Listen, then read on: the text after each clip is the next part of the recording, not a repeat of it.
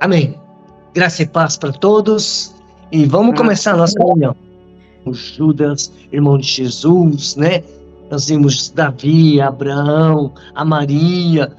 Mas eu quero que você cite mais um servo que a Bíblia fala. Quem pode ser? Alguém tenha? Rapidão, alguém? Pedro? Pedro já foi falar. Pedro, Tiago, João, Davi, Paulo.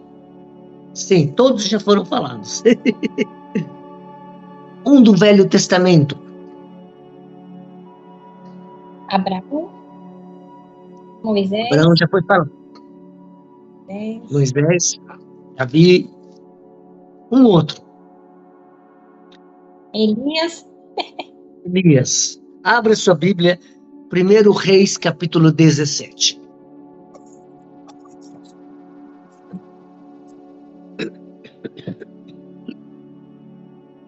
Primeiro Reis 17.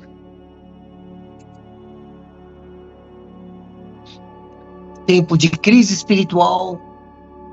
O rei do norte, rei de Israel, Acabe, era idólatra, casado com uma mulher idólatra, Jezabel. Instituíram a idolatria, tempo de fome, tempo de escassez de chuva, seca, tempos difíceis, e Deus levanta um homem consagrado, um servo de Deus. Eu admiro muito Elias, o profeta, tá?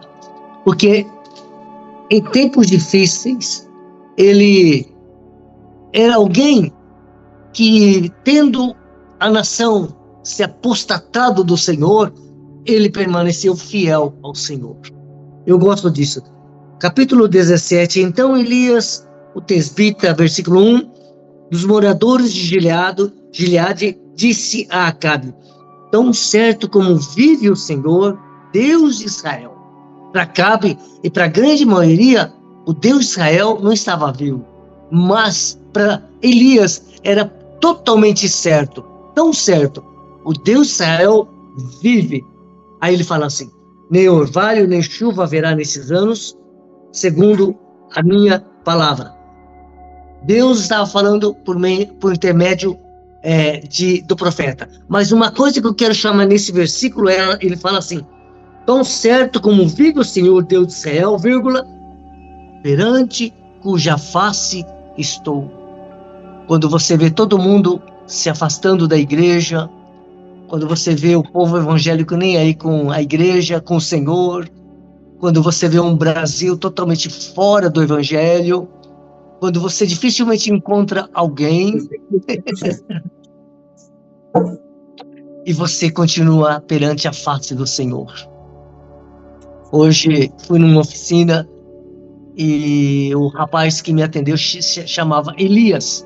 Eu falei: você é evangélico? Ele falou: eu fui muitos anos da congregação, mas eu já não vou para a igreja há um tempo, né?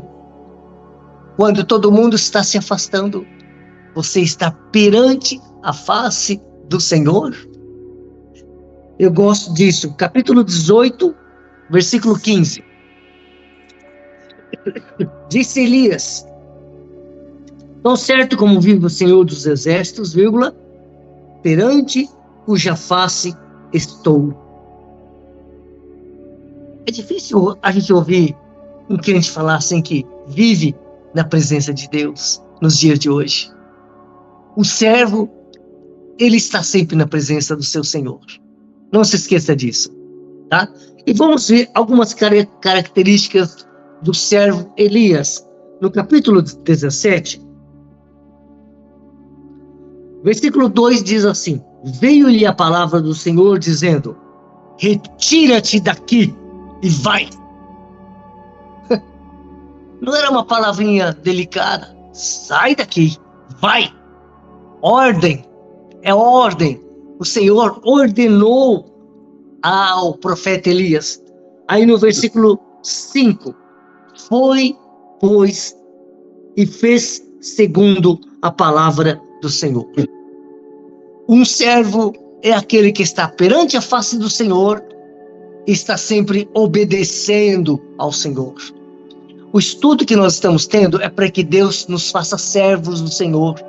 Então, vai aprendendo o que é ser servo, tá bom?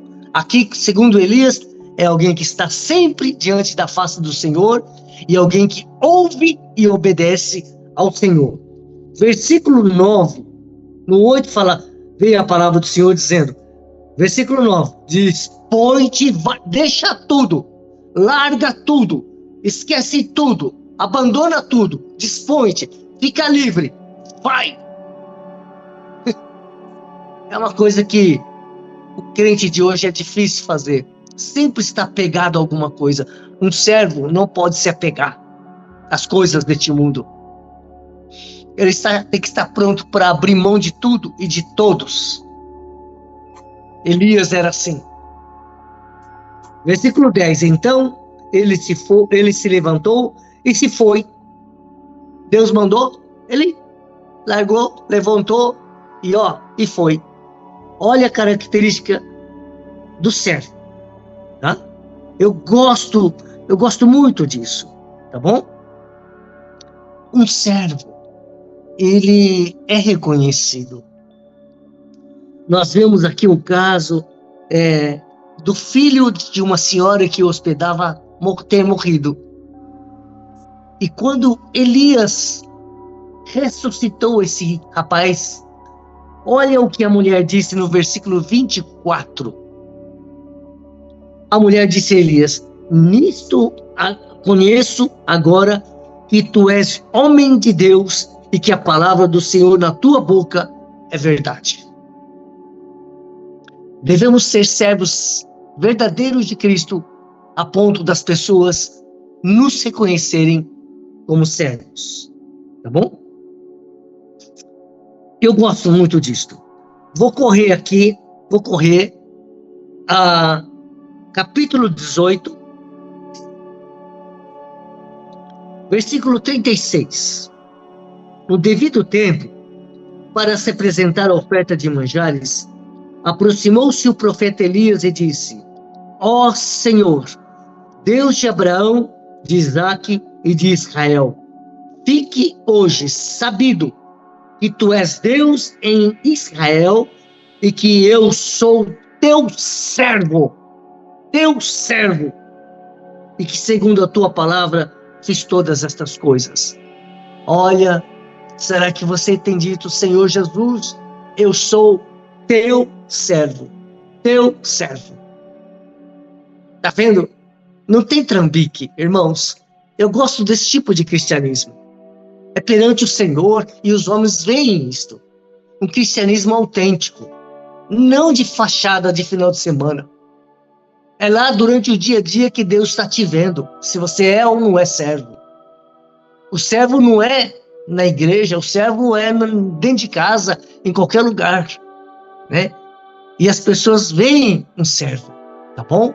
Então vamos jogar as noções falsas que ganhamos na religião e vamos aprender com as escrituras o que é certo, tá bom? O servo, ele está sempre perante o Senhor, tem comunhão com o Senhor, ele realmente ora ao Senhor. Eu poderia falar dessas características aqui em Elias. Elias era um homem de oração, ele orava e Deus atendia, é impressionante. Perante cuja face estou. Tá? Sempre um servo está perante a face do Senhor. Segundo, o servo sempre ouve a palavra do Senhor. Terceiro, o servo sempre obedece ao Senhor. Tá? Não esqueça disso. Elias dizia que ele era servo do Senhor. Que autoridade, que autenticidade. Eu gosto desse tipo de cristianismo. Que não fica aí com falsas modéstias. Eu sou um servo de Cristo, sim. Eu sirvo a Cristo, sim.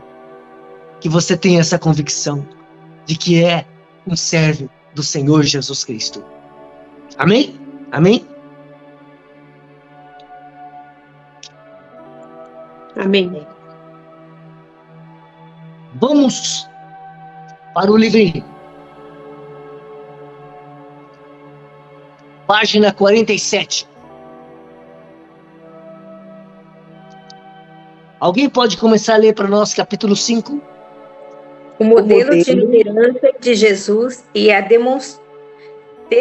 desconstrução da mentalidade imperialista. A cena da toalha e da bacia, descrita em João 13, de 1 a 17, é um dos momentos mais subversivos e impactantes do ministério de Jesus. Na noite da última ceia, quando o povo judeu e os discípulos esperavam um Messias triunfante, armado com todo o poder e glória, ele toma uma atitude radicalmente oposta. Se inclina para lavar os pés empoeirados de seus discípulos. Eu gosto demais dessa expressão, radicalmente oposta, o contrário. O contrário. Quando eu conheci a obra da cruz, começando a ver pela ótica da cruz, eu pude ver que muitos dos meus conceitos estavam ao contrário do que é verdadeiro. Quando você verdadeiramente começa a caminhar pela cruz em direção ao céu, você vê que você está radicalmente oposto ao mundo, à religião. Você começa a ver muitas coisas que estão contrárias. A cruz inverte os valores. Ela nos coloca na ótica de Deus, nos tira a falsa religião, os conceitos filosóficos do mundo que são tão errados. Eu gosto da visão da cruz. Ela nos faz ver do ponto de vista de Deus, e aí então você começa a enxergar que muitas coisas são radicalmente opostas, o contrário. Bom, por isso que eu falo, se a sua vida não mudou nada, se você não foi impactado, é porque você não nasceu de novo. O novo nascido, ele vai sentir na pele a oposição do mundo e de Satanás. Ele vai ver que, de repente, ele ficou quase que sozinho. Poucos caminham com ele. Ele vai ver que não é mais elogiado, lembrado, exaltado. Ele vai se tornando uma pessoa meio que de escanteio. E Deus trabalha muito mais ainda. Aqui no título, o modelo de liderança de Jesus e a desconstrução. Esta palavra também é uma palavra-chave na vida do servo. Primeiro, Deus vai trabalhar na desconstrução dos pilares da nossa vida. A minha força, a minha inteligência, o meu conhecimento, o meu dinheiro, o meu prestígio, a minha reputação e tudo mais. Deus precisa desconstruir, acabar com essas coisas. Gente, quando Deus começa a desconstruir, a gente não sabe mais nem quem a gente é. A gente fica perdidinho da Silva. E é bom demais. E Deus usa muito o deserto para desconstruir nossa vida. Antes nós éramos ocupados, tínhamos muitos afazeres, agora parece que a gente não tem mais nem amigo, nem parente, nem ninguém. A vida está lá todo dia, ninguém lembra da gente, a gente se sente solitário. É o deserto da desconstrução. Lembre-se, radicalmente oposto, contrário. Segundo, desconstrução. Precisa haver essas coisas na vida do verdadeiro cristão. Vamos continuar a leitura, Maísa?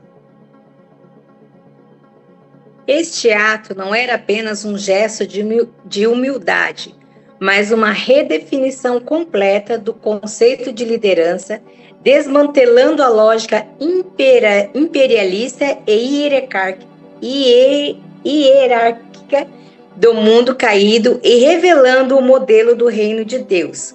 Liderança pelo serviço, autoridade pelo esvaziamento, glória pela cruz.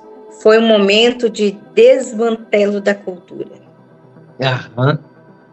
Jesus era radical.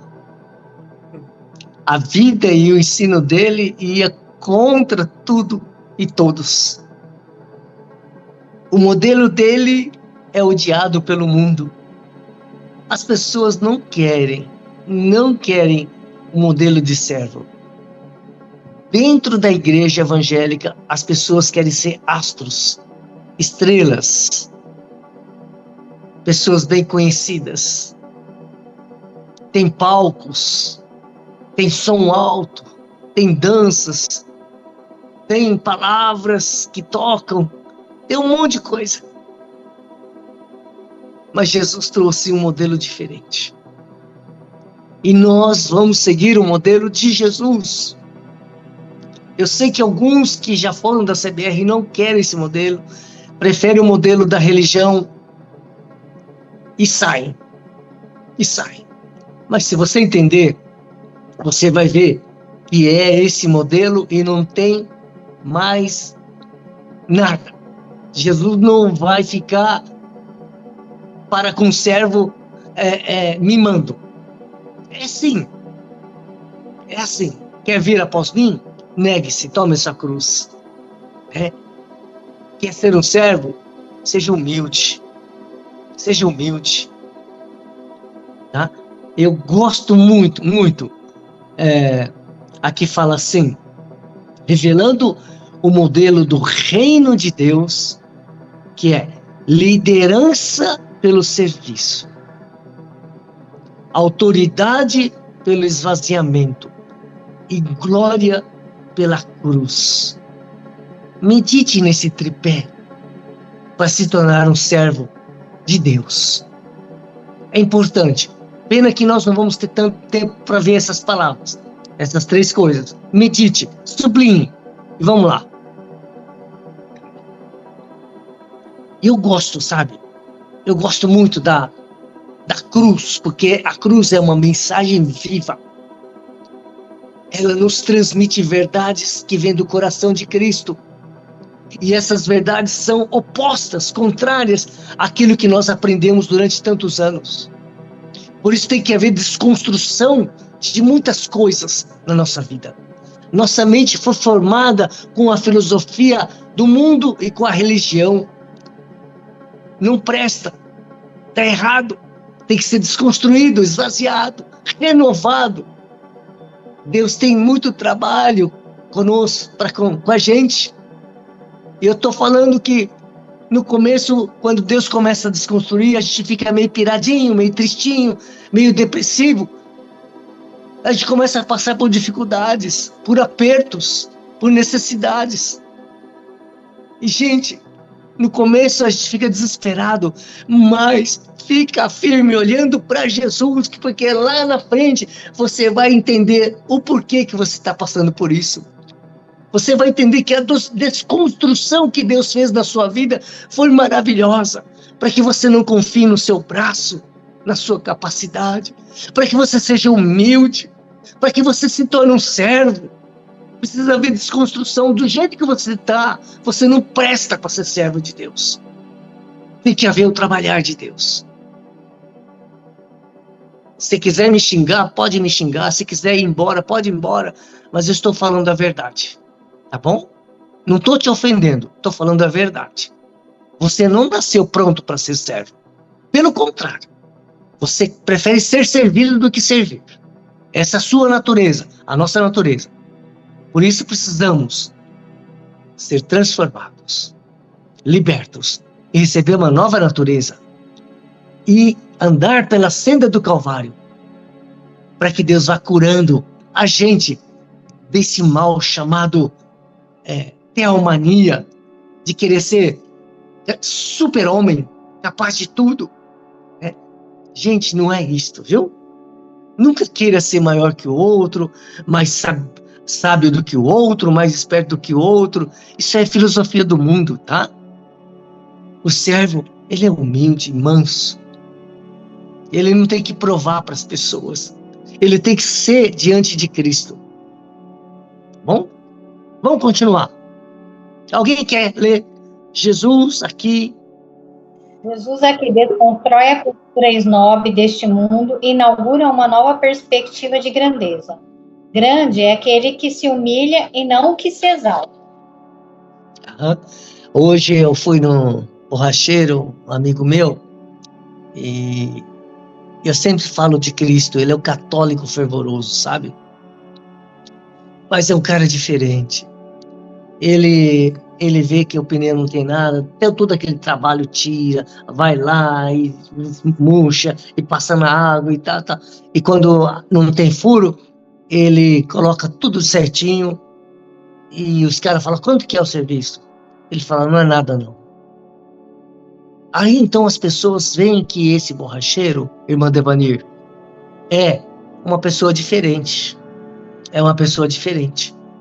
E começa a elogiar. E sabe o que ele falou para mim? Olha, eu não aceito, porque não sou eu, é Jesus Cristo. Meu queixo caiu. Um católico falou isso para mim hoje. É Cristo em mim. É Ele que faz eu ser bondoso. Não é minha bondade. É a bondade de Cristo. Oh, eu fiquei feliz da vida. É tão difícil a gente encontrar pessoas assim, né? Nossa, fiquei feliz. Muito, muito mesmo. Né? E aí tá. O servo. Ele não fica recebendo a glória para si. Chamando, fazendo propaganda de si. Sabe? Eu fiz isso, eu faço aquilo. Eu dou esmolas. Eu faço boas obras. Eu ajudo tal, ajudo aquilo. E no meio evangélico onde eu estou, eu ouço bastante isso. Pessoas propagando a si mesmo. Então, falando isso, para que você possa discernir quem é e quem não é. Um servo não fica fazendo propaganda de si. 2 Coríntios, Paulo fala sobre isso. Tá? O servo exalta Cristo. Não se deixe enganar. Não se deixe enganar. Quer provar se o homem é um servo de Cristo? Escuta ele. Vê a vida dele. Tá bom? Continuando, Ale. A cena, a desconstrução do poder terreno. Primeiro, o cenário da última ceia e a expectativa dos discípulos. Os discípulos estavam reunidos para a Páscoa. O ambiente era carregado de expectativa e tensão. Eles ainda não compreendiam plenamente a missão de Cristo e, conforme Lucas 22, 24 nos informa, havia uma disputa entre eles sobre quem seria o maior no reino. Ali reinava uma expectativa de quem seria o líder. Pode continuar. A mentalidade imperialista ainda dominava suas mentes. Eles imaginavam um Cristo triunfante, um Messias que restauraria Israel pelo poder político e militar. Mas, em vez disso, Jesus pega uma toalha e uma bacia de água e faz o impensável. Assume o papel de servo mais rebaixado e desqualificado da cultura da época. É impressionante, é chocante, né? É impactante. E eu gosto disto, sabe? Quando Deus começa a revelar o sentido verdadeiro, que é para baixo, que é se humilhar. Domingo, quando eu estava pregando, falando que Jesus saiu do mais alto em glória para o mais baixo em humildade, aquilo veio tocando meu coração durante a semana, sabe? Que servo foi Jesus. Humilde. Humilde. Tem gente que não tem humildade nem de ouvir. Nem de ouvir. Muitas vezes eu vejo nas pregações pessoas que não estão nem aí. Sabe? Não estão nem aí. Descaradamente, não estão nem aí. Não tem temor. Não tem coração de servo. Um servo, ele ouve, ele aprende. Mas olha, são poucos, viu? São poucos. Eu gosto demais da direção que Deus nos deu por meio de Cristo, sabe? Cristo não terminou a sua vida cheio de glória neste mundo. Eu fico preocupado quando os homens de Deus são muito exaltados no final da vida. Nossa vida tem que ficar cada vez mais apertada no final, cada vez mais para baixo, cada vez mais dependente, cada vez mais humilde, cada vez mais. Esse é o sentido O servo tem que entender isto, que ele está indo para baixo. E tem que ir até o fim para baixo. Vejo Paulo, né? Vejo tantos homens terminando a vida como lixo do mundo, escória de todos. Jesus zombado, morrendo daquela maneira, nu, com vergonhas, todo mundo vendo e falando. Vocês não fazem ideia da vergonha que era aquilo tudo, né? Olha o sentido que o servo tem que ir. Então, se a sua vida estiver sendo muito de honras, de bajulações, de aplausos, eu não sei, tome cuidado, tá bom? Tome cuidado.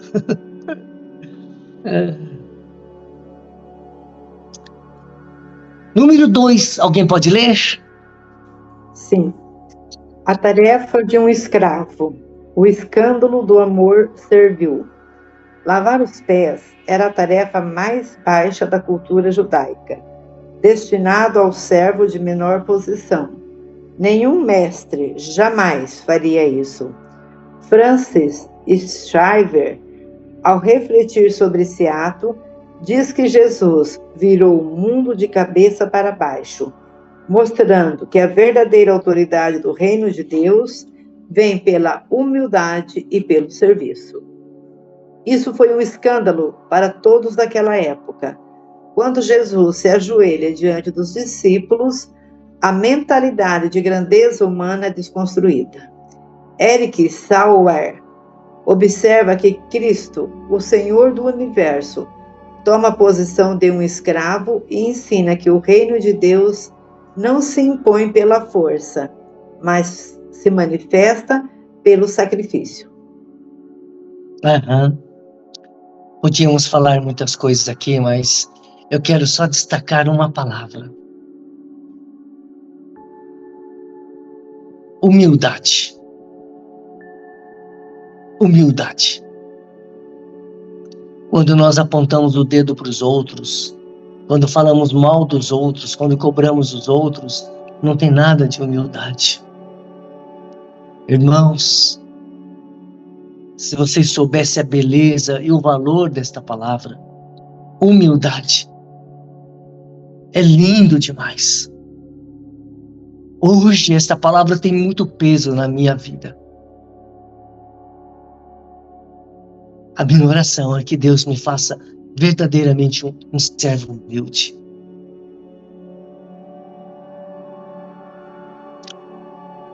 Quando eu destaco algumas coisas, não é porque eu quero, é porque Cristo é. Só Ele já me basta. Já sei que é importante ser humilde, que é necessário ser humilde. E também sempre me baseio nas Escrituras. Por isso, vamos ler algumas passagens bíblicas sobre humildade, tá bom? Vamos lá. Mateus 11, 29. Alguém pode abrir? Mateus 11, 29. Leia para nós rapidão. Mateus 11, 29. Tomai sobre vós o meu jugo e aprendei de mim, porque sou manso e humilde de coração, e achareis descanso para a vossa alma. Sou manso e humilde de coração. Esse é o nosso modelo, meus irmãos. O teu modelo se chama Jesus Cristo. Nunca se esqueça disso. Sempre Jesus. Jesus é o nosso modelo. Manso e humilde. Esse versículo não sai do meu coração. Parece que Deus escreveu para que eu nunca esqueça. Mansidão, humildade. É o que eu quero que Deus trabalhe muito na minha vida. Eu sei que o aperto, as dificuldades, as lutas vão forjando, preparando, fazendo de nós mansos e humildes. Eu sei que Deus vai trabalhar. Eu sei que vai doer. Mas eu sei que é por aí. E eu quero ir porque Jesus foi. Eu quero ir porque Jesus é. Eu quero ser porque Jesus é. Não importa o que venha. Chumbo grosso, não tem problema. Se Cristo é, eu quero. Se Cristo foi, também quero ir. Manso e humilde de coração, irmãos. Tá bom? Não se esqueça disso. Um desafio para você. Este ano, se tornar mais mansa e humilde. Brigar menos, exigir menos, abrir mão mais, se humilhar mais, se submeter mais, tá? Parar de discutir com o marido, com a esposa, com o filho, parar de querer mandar nos outros, viu? Não é por aí. Não é por aí, tá bom? O caminho de servo não é assim. O servo não fica mandando nas pessoas, não. Viu? Vamos lá. Tiago, capítulo 4, versículos 6 e 10. Tiago 4, 6 e 10. Não a 10. Versículo 6 e o versículo 10 apenas. Alguém? Sublinha sempre na sua Bíblia a palavra humildade. É o 6 e o 10, né, pastor? Isso, capítulo 4. Antes, ele dá maior graça pelo que diz: Deus resiste aos soberbos, mas dá graça aos humildes. 10. Humilhai-vos na presença do Senhor e ele vos exaltará. Gente, é Bíblia, tá? É isso que Deus quer para nós. Eu sei que o mundo não prega isso. Eu sei que você não costuma ouvir isso. Pelo contrário. A filosofia do mundo, através do esporte, das artes, tudo é para cima. É exaltação, é glória, é aplauso. Só por aí. Isso que você está ouvindo, ninguém vai falar por aí, não. Quantas vezes você ouviu das pessoas para você ser humilde? Por aí. Difícil, né? Mas é Deus falando. Tem outras passagens, mas eu quero só ler mais uma passagem que é fantástica. Filipenses capítulo 2, de 5 a 8. Filipenses 2, de 5 a 8. Tende em vós o mesmo sentimento que houve também em Cristo Jesus, pois ele, subsistindo em forma de Deus, não julgou com usurpação o ser igual a Deus. Antes, a si mesmo se esvaziou, assumindo a forma de servo, tornando-se em semelhança de homens e reconhecido em figura humana, a si mesmo se humilhou, tornando-se obediente até a morte e morte de cruz. Essa cerimônia que João 13 fala da bacia da toalha é uma cerimônia do quê? Para quê? Alguém pode falar? O lavar os pés é o quê?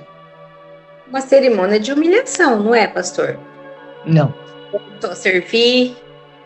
Não. É que nós não temos essa cultura, naquela época era só poeira. O pé ficava sujo, literalmente sujo. Quando você vai para a praia, a areia fica na sua perna, tal. E aí, quando você vai sair da praia, tem um chuveirinho, você limpa seu pé, sua perna, seu braço, não é? É uma lavagem, é uma purificação, é um ato de purificar, de lavar. E só que nossa mente não está acostumado a meditar sobre isso, porque a purificação é bíblica. É bíblica. Lá no Velho Testamento você fica impressionado como Deus fala sobre a purificação.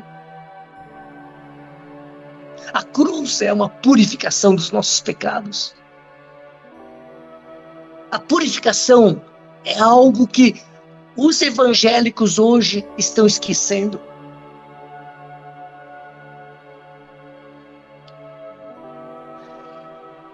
Deus, o Senhor, a palavra, dá importância à purificação. Muita gente sai da igreja porque não deu importância à purificação. Irmãos, Deus tem me mostrado muitas coisas. A igreja tem que estar atenta a santidade e pureza. Porque o pecado nos separa de Deus, da comunhão. A purificação, a santificação são coisas preciosas aos olhos de Deus, porque Deus é puro, é santo, santo, santo, completamente santo. Você não faz ideia de quanto Deus se importa com a nossa santificação. Este é um assunto também pouco pregado nos dias de hoje. Porque se pregar, muita gente não gosta e sai da igreja. Nessa igreja nós não temos medo que as pessoas saiam. Nós temos medo de não pregarmos a verdade. E quando pregamos a verdade, é para que os irmãos da igreja estejam seguros, estejam indo para o céu. Se não pregar sobre a purificação, e o crente achar que tudo bem, fazer o que quer, se contaminar neste mundo, no pecado, e vai entrar, e a maioria acha, eu sou batizado, eu sou membro, eu sou da diretoria, eu não sei o quê. Não vai entrar, meus irmãos. Não vai, tá? Jesus falou para Pedro, olha, Pedro, no João 13:8, se não lavar, não tens parte comigo. Jesus falou, o imundo não tem parte comigo. Se você não se deixar ser purificado, não tem parte. É palavra séria. A igreja tem que entender isso. Tá?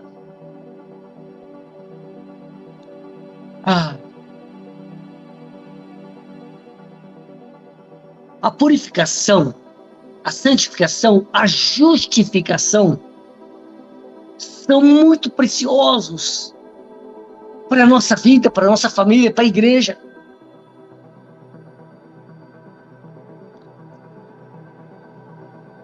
Deus é tão puro.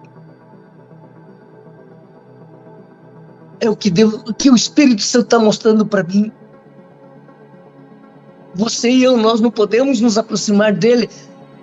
Cometi um pecadinho, uma impureza aqui, uma mentiria ali. Gente, não é assim que funciona. Não se chega a Deus impuro, contaminado. O sumo sacerdote, quando ele entrava no Santo dos Santos, se ele tivesse pecado, ele morria na hora. Por isso havia uma corda na perna dele. Se o sininho da roupa parasse de bater, as pessoas falavam, morreu, puxavam o cara. Por quê? Porque tinha pecado. Queria estar na presença de Deus com pecado, não funciona ainda hoje. Muitos crentes vão para a igreja, acham que pode viver em pecado, não funciona. Eles estão sendo tirados da igreja. Tirados da igreja. Isso é fácil.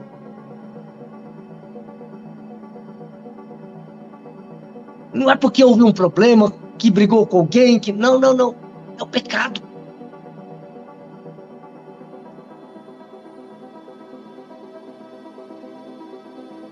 Estou falando um pouquinho sobre isso, sobre a purificação, a santificação, porque é uma questão atual nos dias de hoje.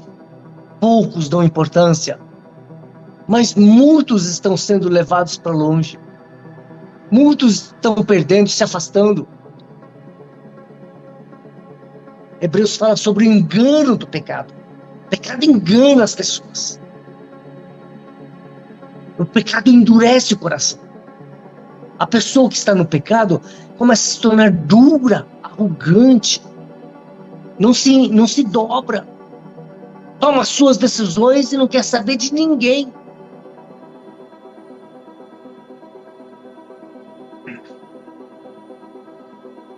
Precisamos tomar cuidado. Tá? Não dá para enganar Deus. Você pode enganar pastor, papai, mamãe, mas a Deus não. Então você tem que ter consciência e temor de que a purificação, a santificação é de extrema importância no seu dia a dia. Cheque sempre se há pecado aqui. Seja puro diante de Deus.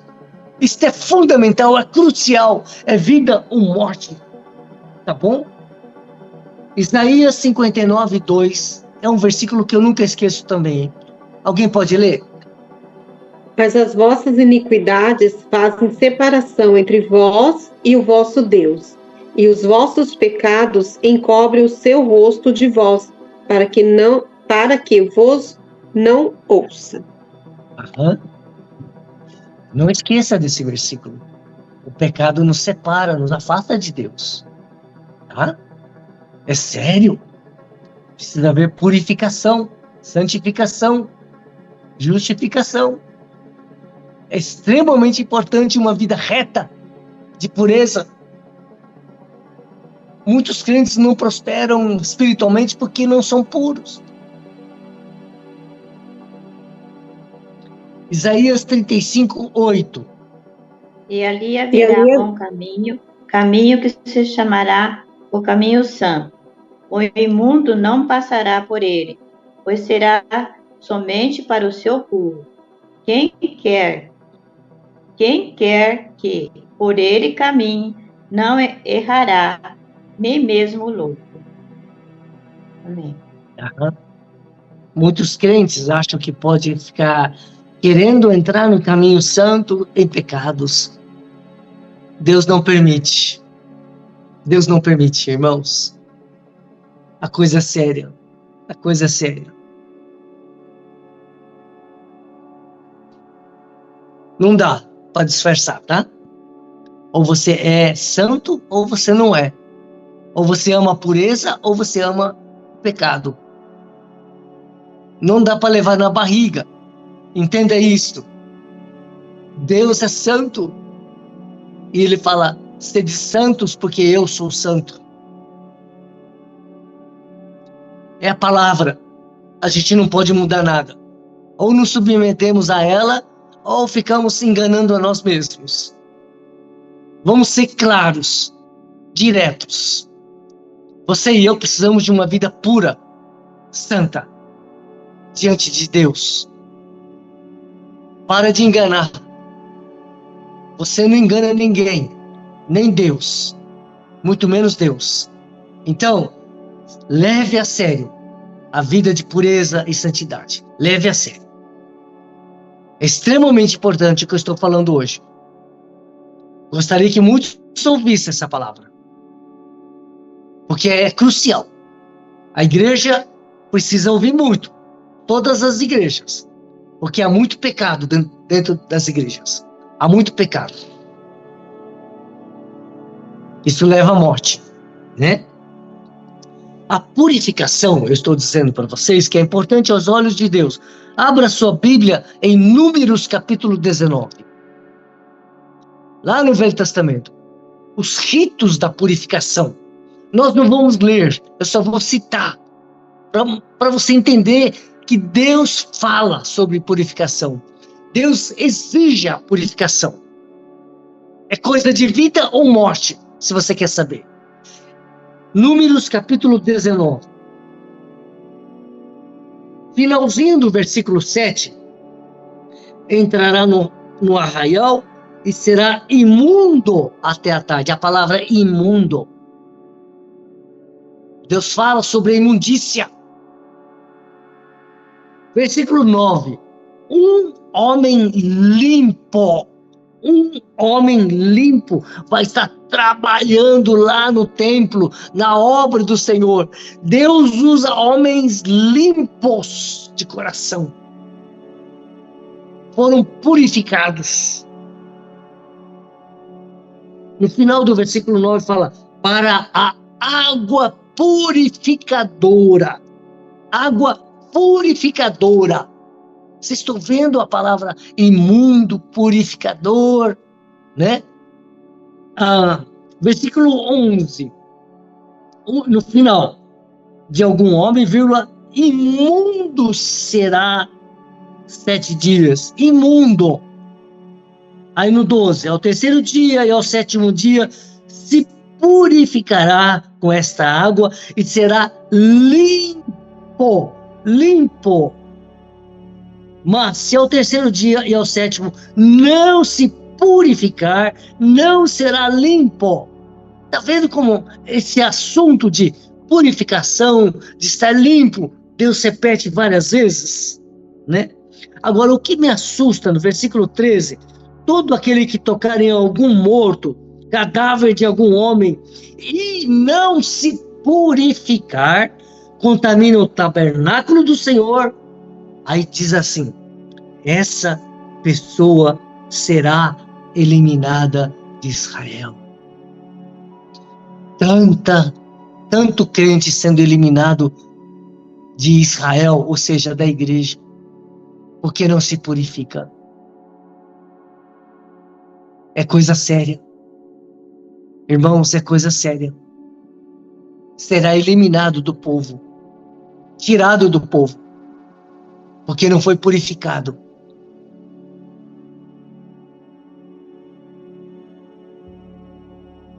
Versículo 20. No entanto, quem estiver imundo e não se purificar, esse será eliminado do meio da congregação, porquanto contaminou o santuário do Senhor. Água purificadora sobre ele não foi aspergida, é imundo. Até o final desse capítulo aparecem muitas vezes essas palavras purificação, imundo, e eu não estou repetindo para não ficar cansativo, mas eu só quero lançar essa ideia de que Deus exige a nossa purificação. Purificação. Alguém pode ler 2 Coríntios 11, 3? Mas receio que, assim como a serpente enganou a Eva com a sua astúcia, assim também seja corrompida a vossa mente e se aparte da simplicidade e pureza devidas a Cristo. Simplicidade e pureza, nós precisamos nos apresentar assim diante de Cristo. Cristo requer, é necessário simplicidade e pureza. Uma das coisas que eu gosto na CBR é simplicidade. Eu gostaria que a pureza fosse também algo extremamente visível, real na CBR. Simplicidade, pureza. 2 Timóteo, Fumico, 2:22. 2 Timóteo 2:22. Pega essa ideia da pureza, tá, irmãos? Da santidade. 2 Timóteo 2:22. 2:22. Foge, outro sim, das paixões da mocidade. Segue a justiça, a fé, o amor e a paz com os que de coração puro invocam o Senhor. Os que de coração puro invocam o Senhor. Esses são os fiéis, os santos, os santificados. Esta é uma igreja. A igreja é a reunião de pessoas que têm coração puro, invocam Deus em pureza de coração. Não vá para o culto cheio de pecado. Se arrependa, confesse, abandone. Vá com o coração puro para a igreja. Tito 2,14 comigo. O qual a si mesmo se deu por nós, a fim de remir-nos de toda iniquidade e purificar para si mesmo um povo exclusivamente seu, zeloso de boas obras. Purificar um povo. É o que Deus está fazendo. Essa mensagem, é claro, é Deus querendo purificar essa igreja. Esse é o povo de Deus, povo santo, puro, que habitará um lugar puro, diante do Deus puro. O imundo não entrará. Não tem como. Vai entendendo essas verdades bíblicas para não ficar decepcionado. Eu tenho falado uma verdade de modo muito claro. Se você quiser aceitar, tudo bem. Se não quiser, depois você acerta com Deus. Mas a verdade está sendo dita. Você tem que estar puro cada dia mais para se encontrar com Ele. A noiva é santa, pura, sem mácula. Tá? Essa é a igreja. Essa que vai subir. Não aquela cheia de pecados. Tiago 4:8. Mais esse versículo. Chegai-vos a Deus, e ele se chegará a vós outros. Purificai as mãos, pecadores, e vós, que sois de ânimo dobre, limpai o coração. Nós não vamos ler, mas se você olhar nas epístolas de Paulo, bem no prefácio, ele sempre usa a palavra santos, se refere à igreja como santos, né? Romanos 1:7, 1 Coríntios 1:2, 2 Coríntios 1:1, Efésios 1:1, Filipenses 1:1, Colossenses 1:2, ele usa a palavra santos. É lindo. É assim que você tem que ser santo, separado. Infelizmente, ali, muitos crentes andam por este mundo empoeirado e vão para a igreja com os pés cheios de poeira deste mundo. Não tem purificação ou lavagem dos pés. Estão cheios de impurezas mundanas e carnais. Vamos atentar por uma vida de santidade e pureza. Vamos levar a sério a purificação dos nossos pecados.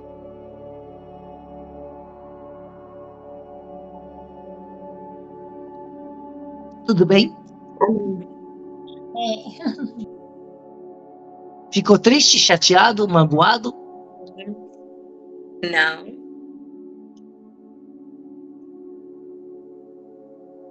Se você quiser ouvir mensagens gostosas que te massageiam o ego, tem muitos lugares por aí, viu? Diz que perto da casa da Maísa tem.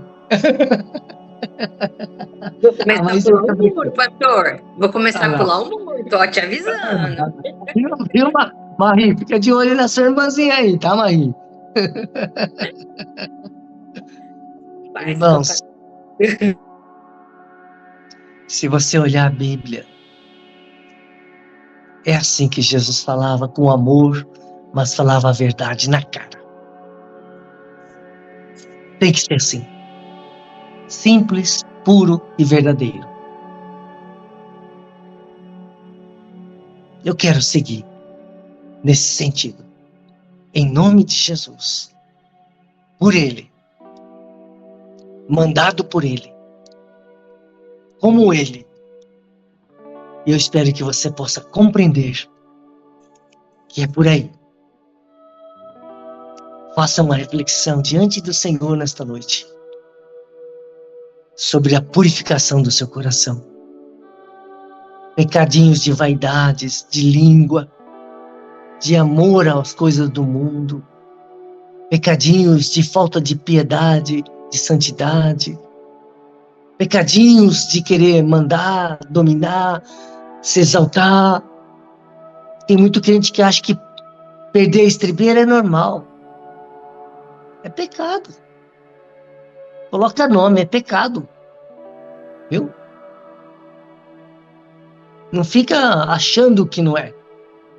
Não é o teu achismo, é a palavra. Então vai entrando no prumo da palavra. Beleza? Tá falado? Amém?